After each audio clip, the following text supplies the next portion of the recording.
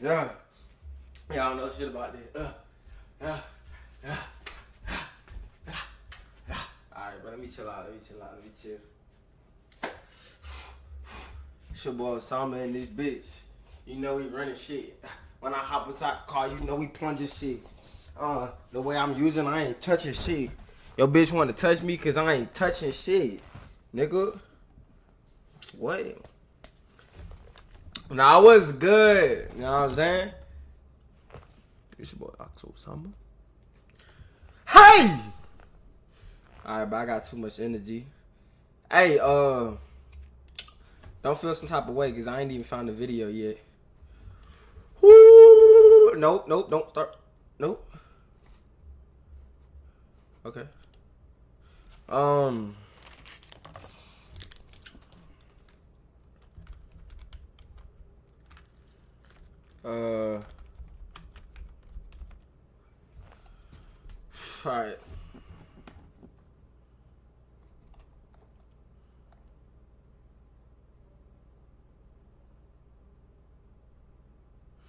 Alright, we're gonna do 5 cases that was solved decades later.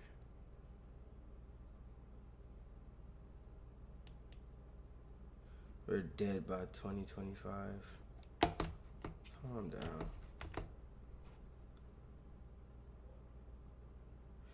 Bro, what's up with the video though? It's something they don't want me to see for real. I wanted revenge from my mom. Okay, bro, I don't... There we go.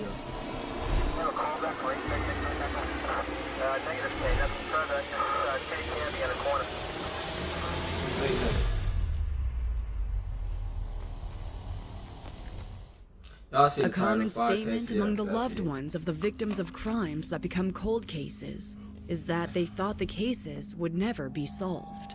But in recent years, it appears that this is less and less the fate for many of these cases. I ain't gonna lie though, like, I know police, I guess you could say, can only do so much. But I don't think the police actually be putting their finest efforts into finding motherfuckers. And then whenever they find them decades later, it was awesome little stupid ass like thing that somebody else seen that they could have been found, but where the trail of information had long run cold, because new advances are capable of digging up clues which had evaded detection and leading investigators right to the truth, even in cases that go back multiple decades. What is up, yoooooooooooo crew? Over the past spring to Canada's most notorious and troubling cold cases was finally solved in 2020. The case of Christine Jessop rocked the country as a whole, leaving many parents disturbed and terrified after the 9-year-old's fate became public knowledge.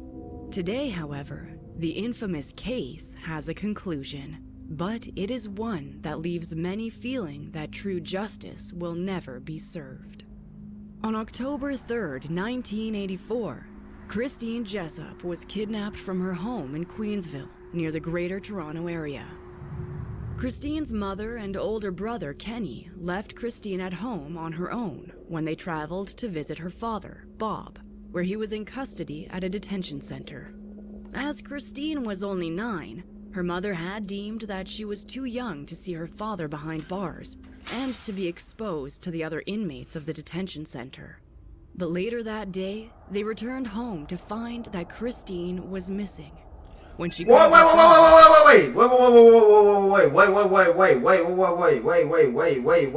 did I miss something?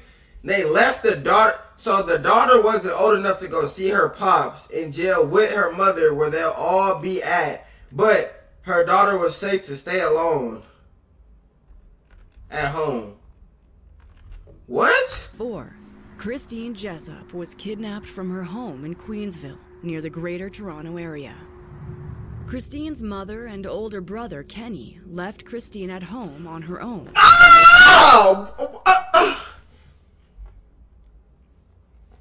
What more do I have to say? What more do I have to say? They were better off leaving that motherfucker in the car while they was inside. The mom and the older brother left the daughter at home by herself at 9 years old. But it's not even that. That's not even the thing, bro. She was too young to be exposed with inmates and go in there, but she's not too young to run the fucking house while y'all are going 30 minutes to an hour to fucking 2 hours, nigga. She's just at fucking home. Like, it's just fucking stupid. It's just stupid parenting, Traveled bro. to visit Niggas her are father, stupid. Bob, The jet slops when is he was in custody stupid. at a You're detention fucking center. stupid, bro. Like, As Christine it was ain't no only more, 9, like, much more to her say mother about that had shit. That deemed shit's that fucking she was too insane. young to You leave see her at father behind home. bars, and Bro, it doesn't make sense. Alright, bro, let me to chill. be exposed to the other inmates of the detention center. But later that day, they returned home to find that Christine was missing. When she couldn't be found, her mother called the police saying that her daughter had been taken. Once the police were notified about the abduction, searches were organized, and much of the community rallied together to find the little girl. Sadly, no trace of her could be found for months, but still, her family didn't give up hope. Unfortunately, in this case, there would be no happy ending. Her body was discovered on New Year's Eve, 3 months after she disappeared, 31 miles from her home. She had been assaulted and stabbed. At first, there were no leads in finding Christine's killer. Yet, it was less than a year after Christine's death that the police had an enormous break in the case. In April 1985, they arrested and charged Guy Paul Morin with her murder. Morin was her next-door neighbor and had become a suspect during the investigation because of his close proximity. Though the public was initially relieved to have someone they regarded as a horrific killer behind bars, Morin's trial did not go as expected. First, there was a mistrial, which then resulted in an appeal that spanned over multiple years. It wasn't until 1992, a full 7 years after his initial conviction, that Morin was charged with first-degree murder. He was sentenced to a life term in prison.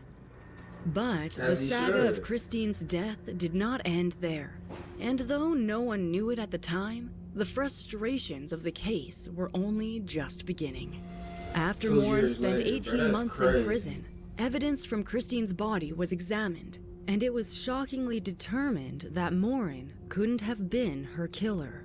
He was officially proven to be innocent and released from prison after the wrongful conviction. Following Morin's release, an inquiry began to understand how an innocent man had been convicted of a crime he didn't commit.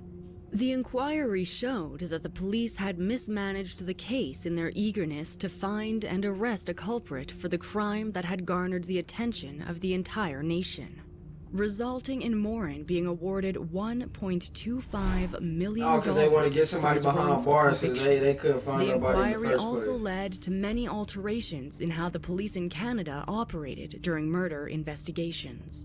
After Morin was cleared of the crime, a task force was assigned to the case, which interviewed over 300 men, each time collecting and comparing DNA against a semen sample found in Christine's underwear. Though the task force initially appeared promising, the case... A semen sample. Now, this is my first time ever hearing of that. But 300 men, by the way. They got the niggas jacking off in there, bro. Like, hey, bro, go in the bathroom. Watch this, baby say, take down small girl and nut, bro. But give me 5 minutes, like. You get 5 minutes. You better hurry up, like, and like, how did they do that? How did they recover that from every person that they had? Who knows? Case soon went completely cold. Police ran out of suspects, and the task force was disbanded in 1998. Christine's family wasn't sure if they would ever receive any more leads, and maybe never learn the identity of her killer. However, in October 2020, It was a genetic genealogy website that finally brought a suspect's name to light.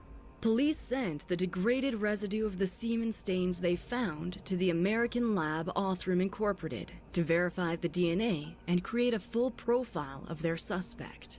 The lab then uploaded the results to GED Match and Family Tree DNA, where they established a family tree as well as compared the DNA against a sample taken from the Center for Forensic Science. After 6 months of research. Now this is 2020. Bro, this lets you know that you can't get away with shit no more. This is still crazy and fucked up, by the way. I'm just saying, like, to let you fucked up motherfuckers know that y'all not getting away with shit no more. Be ready for a lifetime in prison, you feel me? Like, y'all are cooked. y'all not doing shit. They finally had a match and a name for a suspect 36 years after Christine had died. Calvin Hoover has since been named as the main suspect. Let's see what this fuck nigga look like. During the initial investigations, Hoover was never even considered to be a possible suspect.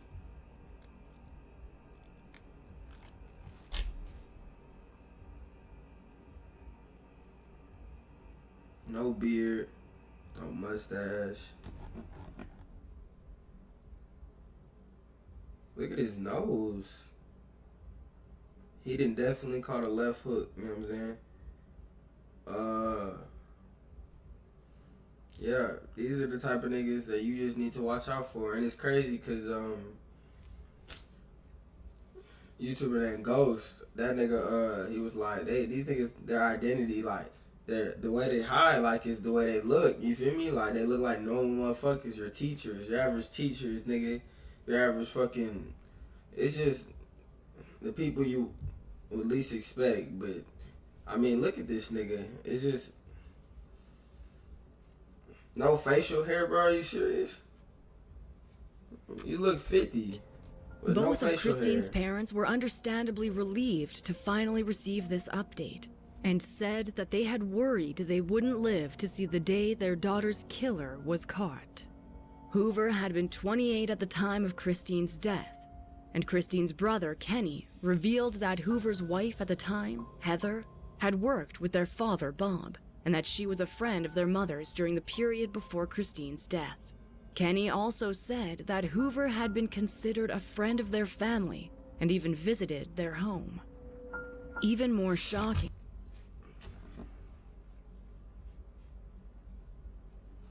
Watch who you fucking trust, man.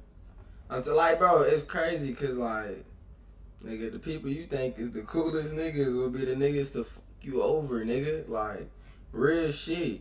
How the fuck they know they left, bro? Like, how did... Close friend of their dad's. Bro, they had to have told them, like, he was going to visit him or something that day, bro. There's just something not right. Like, how the fuck did this nigga know? Like, he wasn't at home. They didn't make it seem like they lived close or nothing. It had to be some with the mom or something. I don't know. Kenny bro. recalled that Hoover had been present at the many searches for Christine over the first few months when she vanished, and that he had even attended her funeral and come to their house for the wake after. Morin, the man who had been wrongfully accused of the crime, said that he had been notified of the development in the case by police who came to his house. He revealed, "I can say that I'm happy that there's closure for the Jessop's peace of mind. It's something I was always expecting."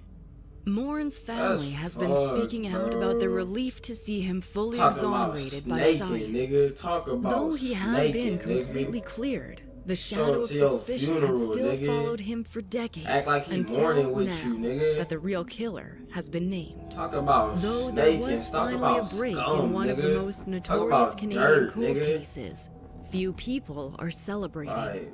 Hoover died by in 2015. If he had been alive when the investigation broke, he would have been arrested and questioned. But as he is deceased, the investigation is meeting many roadblocks. For now, in cold cases, few people are celebrating. most notorious Canadian named. Though there was finally a break fully exonerated by science. Though he had been completely cleared, the shadow of suspicion had still followed him for decades, until now that the real killer has been named. Though there was finally a break in one of the most notorious Canadian cold cases, few people are celebrating. Hoover died by in 2015. If he had been alive when the investigation broke, he would have been arrested and questioned. But as he is deceased, the investigation is meeting many roadblocks. For now, Hoover is being referred to as the main suspect and the presumed killer, as he cannot be formally charged posthumously. Though the public has condemned Hoover as Christine's killer, the police investigation is still underway, and they are attempting to build a timeline of Hoover's whereabouts in accordance with Christine's death. There are many questions that are still left unanswered, though the case is finally closer to being concluded. Like, nigga, was this before Detective cameras? Steve Smith Like, what from am the I Homicide what Cold am I Case missing, Unit bro? They didn't have has said cameras that the at the house, investigation bro. has actually really Neighbors kicked didn't into have full cameras, steam now. bro. Police are now looking into the What details the fuck of am I Hoover's missing, life bro? over these past Nigga, there's a 3 goddamn camera on every block decades, on the and specifically fucking trying to find I mean, on any every other house on the possible block, my nigga. victims, Like, as they are not bro, ruling out the chance it's just that weird. he could What have am I been missing? This has involved to in be other like crimes. too late, bro. The Like, investigation before has niggas also really getting revealed cameras or that something. they have been flooded I don't with know, tips. bro. Niggas always been had Hoover's own cameras. You feel family, me? his ex-wife Like, Heather, and their sons have been cooperating as best they can my with the block police, like though they themselves a were snitching shocked movement, and nigga. Like, devastated bro, with the there's news. too many cameras They out have here, my provided nigga. help with everything the police have asked of them. Bob Jessup, Christine's father, spoke out recently and said that he doesn't really remember Hoover or how he was involved in their lives, saying, "It seems to me that he must have had some reason for it. I can't figure it out. What would it have been? I really don't know." The conclusion of this case may bring some closure to Christine's family, as they now know the name of her killer. But they may never receive some of the answers they desperately want, nor see justice fully served in the sense of Hoover having to acknowledge his crimes and face the consequences. It probably Carla wasn't even Jan nothing Walker, personal, but he one of probably been a Texas's pedophile, oldest bro. cold cases, was solved in 2020. For 46 years, the shocking death of Carla Jan Walker was left unsolved. February 16, 1974 was a day of celebration and joy that took a shocking and tragic turn. 17-year-old Carla Walker, a popular cheerleader, was getting ready for the Valentine's Day dance at her high school in Fort Worth, Texas. Described by many to be an outgoing spitfire, her family was excited to see her off with her date, her boyfriend, Rodney. That nigga Rodney McCoy was a year older than Carla, You know Rodney, and as son? he was the football team's quarterback, the two of them made the perfect high school couple. They apparently had a great time at the school dance, where they met up with friends. Though the dance was supervised, the couple reportedly managed to sneak a few sips from a flask, and each smoked what was reported to be a small amount of pot. Though they were having fun, the couple left the dance early to get food with their friends at a local eatery. Carla and Rodney eventually left their friends in search of some alone time and went to the well-known hangout for local teens, a bowling alley. However, instead of going inside, the two decided to sit in the back of their vehicle in the mostly empty parking lot. As teens do, they were talking and laughing in the back seat before the couple started kissing. I knew she Because was a of the bop. angle I ain't at gonna which lie. Carla was sitting, I was her gonna back say was up something, against but- the car door. And because they were I'm trying to both be in the fucked back up. seat, occupied with each other, they didn't notice as a stranger approached the vehicle. People rarely lock their doors while they're inside the vehicle, That's cap. and Rodney was no different. That's cap, nigga. I So when like the my stranger shit, boy. pulled at the door behind Carla, it opened easily, and she tumbled outside onto the ground.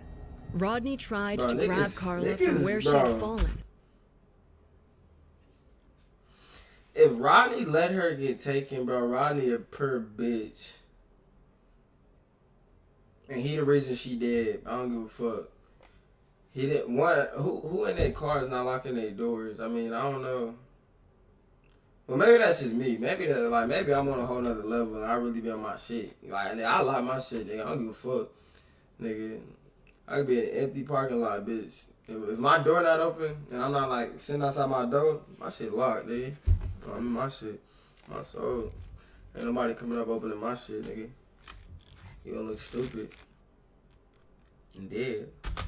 But the stranger pulled out a gun and pointed it at Rodney, threatening to kill him. Carla reportedly screamed, "I'll go with you." If you think about it, he really ain't have a choice. I mean, if that nigga he got a gun. He could point the bitch at the window and be like, hey, that's what you get for not going inside. Just don't shoot him. And to she kill a bop. him. She was so ready Carla to go reportedly screamed, "I'll go with you. Just don't shoot him." Rodney heard the gun fire, and he panicked, thinking he was being shot. But then the stranger pointed the gun into his face and pulled the trigger again. But this time, nothing happened. Rodney realized the gun wasn't loaded. But before he had time to think further, he was struck in the head repeatedly, which knocked him unconscious. When he woke up, he was still in his vehicle with a bleeding gash on his head. But Carla was missing. The last thing that Rodney remembered was that Carla had shouted to him, "Go get my dad." Covered in blood, Rodney raced to Carla's house and told her parents what happened. Horrified, the Walkers called the police, and Carla's shocked father went back to the bowling alley. Police met him there and they found a magazine for a .22 caliber Ruger pistol. The search for Carla Walker was enormous, including police and volunteers who went by foot, horseback, and helicopter to try to find any sign of her. Rodney had given the police an incredibly clear description of the stranger. He said the man was Caucasian and slender, clean-cut with short, wavy hair, and had been wearing a shiny green, sleeveless vest and a white cowboy hat. Rodney was also sure that he had heard the man speak with a Texas accent. At first, Rodney himself had become a suspect, but more because the police had no other leads. Carla's body was found after 3 days of searching in a ditch near Lake Benbrook. Through her autopsy, it appeared that she had died 24 to 36 hours after she was taken, and that she had been held captive for that period during which she was tortured and assaulted. It was also revealed that she had been injected with morphine. Her death was believed to be caused by strangulation. As soon as she was found, the police were flooded with tips and suggested suspects by the general public. Bro, it's crazy for these women out here, bro, because that nigga took her while she was away. He beat the dog shit out of the nigga. That nigga was unconscious and left that nigga. And just left that nigga, bro. Like, he could have died that night too, bro, or the day after or whatever when she died, bro. But niggas don't want another nigga. They want them females, bro. They want them yes, bro. It's so unsafe for y'all. The police recorded about 200 calls containing possible information. It seemed like the case would be easily solved, as there were several viable suspects. One suspect who caught the police's attention was Glenn Samuel McCurley. There's no way you got beat up by this old motherfucker, bro!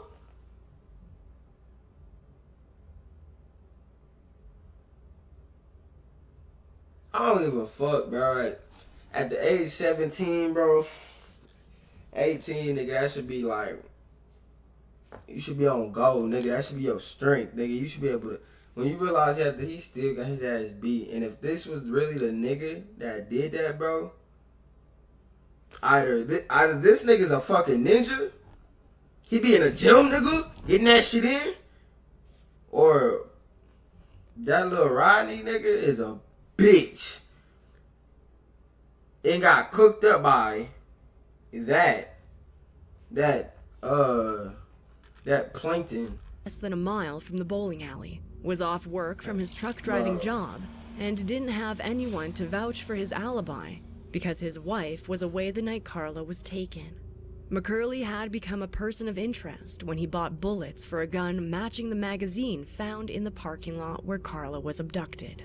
When police asked to see his gun, he said that it had been stolen around the time that Carla was taken, and that he never reported it because he had a criminal record from a previous car theft. Though McCurley was clearly suspicious, the police had no conclusive evidence to link him to the crime, and so they had to release him. The police followed up on other suspects, and some people even came forward to confess they were involved. But each person was ultimately eliminated. For years, police revisited Carla's case, and frequently they had leads, but none resulted in finding her killer. However, the investigators were sure they would one day ultimately solve Carla's murder, as they had collected DNA evidence from Carla's body and her clothing. The only problem was the technology to accurately sequence the DNA samples didn't exist in the 1970s. It wasn't until 2019, this was 1970s, decades after Carla's horrific murder, that her case received a renewed interest when a letter related to her death was discovered and shared to social media.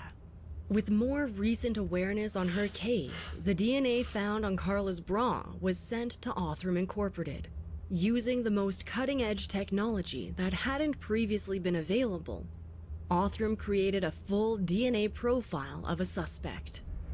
The profile was compared in CODIS, Combined DNA Index System, which failed to find any results. But when added to GED Match, the DNA sequence came up with a narrowed search to 3 brothers, with the last name McCurley. On July 7th, 2020, investigators took the bin from outside of 77-year-old Glenn Samuel McCurley's house.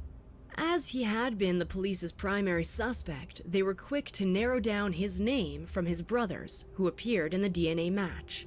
Items from his bin were examined, and his DNA was collected. On September 4th, 2020, was out there it was walking determined little bitches that down. McCurley's DNA matched the DNA on Carla's bra. A few days later, the police approached McCurley, where they spoke to him and his wife. He told them the exact same story that he had recited years prior, that he hadn't killed anyone, and that he never knew Carla Walker. McCurley even provided a DNA sample and consented to having it analyzed. These swabs of McCurley's DNA once again matched the sample found on Carla, and he was finally arrested. McCurley is charged with capital murder and is being held on a $100,000 bail while he awaits trial. The details of McCurley's life over the past 4 decades are still being examined. Jim Walker, Carla's brother, spoke at a news conference announcing the development in the case, saying, "Finally, after 46 years, 5 months, and 3 days, we have a name, a face, and are working toward a complete resolution." Though Jim says they are praying for McCurley's family, he wants to see full justice served in his sister's death. However, Carla's case took a dramatic turn when McCurley spoke from prison. No longer denying having anything to do with Carla's death, McCurley is now claiming that he saved her. In an interview, McCurley explained that he had been heavily drinking the night he randomly came across Carla and her boyfriend in the parking lot of the bowling alley. McCurley alleged, quote, "He was hitting on her, and I was drinking beer in the parking lot, and I saw him. He was screaming, and I went over there and opened the door and knocked him off of her." He then went on to claim that he pulled Carla to his car, where they talked until she calmed down, and she had apparently thanked him for getting her boyfriend off of her. McCurley then described, "She just gave me a hug, I gave her a kiss. I mistook her for something else. I didn't mean to do it." He refused to explain anything more about Carla's murder, but many people are looking at his statement with skepticism. More details are expected to be revealed when a trial date is finally set for 2021. Fawn Cox. Occasionally, when a murder... Alright, that's enough for me, because, he's just getting weird. That nigga ain't even confess. What did he say? He said some bullshit. Your boy, your guy, your friend, Osama. Yeah.